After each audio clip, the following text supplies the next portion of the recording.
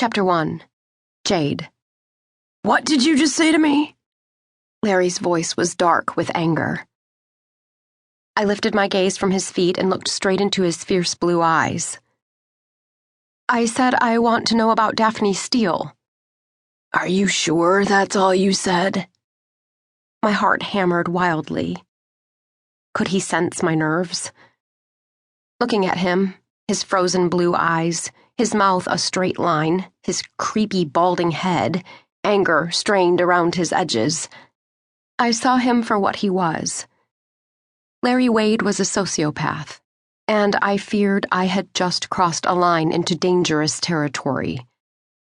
I gulped and nodded. I berated myself for fearing this unethical piece of shit, but he was so close to me. The irate cold drifted from his body, frosting the air between us. Even though David and Michelle were right outside the office, I couldn't go forward with my questioning about their probable familial relationship. That would take bravery I didn't possess at the moment. So I decided to play it down, ask again without the sister reference, and relate it to the mysterious $5 million withdrawal. Yes, I want to know about Daphne Steel. I think it will help the investigation. I thought you said something else. I cleared my throat. No, you must have misunderstood me. He raised one eyebrow. God, he looked sinister. For a moment, I wasn't sure he was going to say anything. Then, Daphne Steel died almost 25 years ago. I chewed on my lower lip.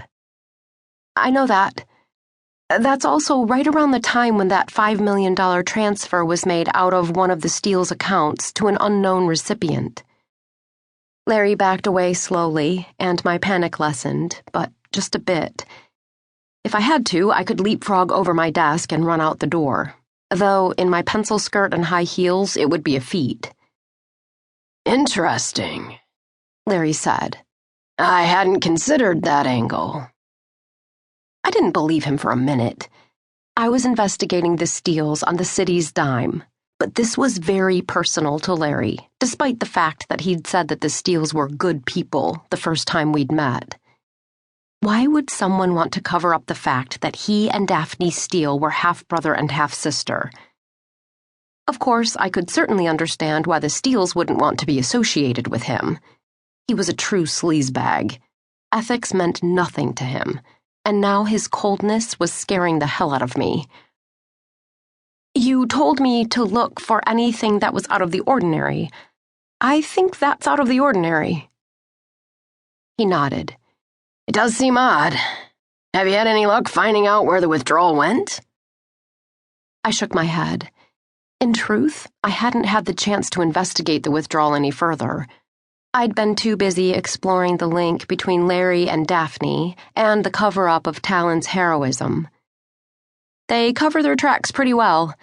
I haven't been able to come up with anything. I doubted, however, that the withdrawal had anything to do with Daphne Steel. I suspected it was related to whatever Wendy Madigan wasn't telling me about what happened 25 years ago.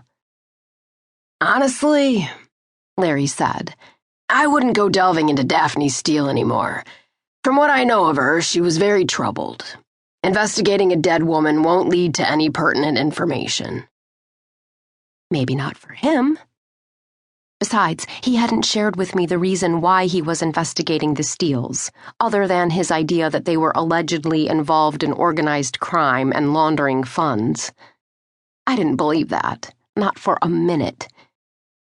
Then again, I knew very little about Talon's father. Maybe Bradford was the place to start. Clearly, Larry didn't want me uncovering anything else with regard to Daphne. I'd continue to do his dirty work because it meant I could help Talon, Marge, and their brothers in the process. I'd also keep my ears and eyes open for another job. I wasn't going to work for this asshole 1 minute longer than I had to. I no longer felt safe here. Of course, I said, if that's what you want, I won't look any further into Daphne. Enjoy your afternoon and evening with the grandkids. I hoped he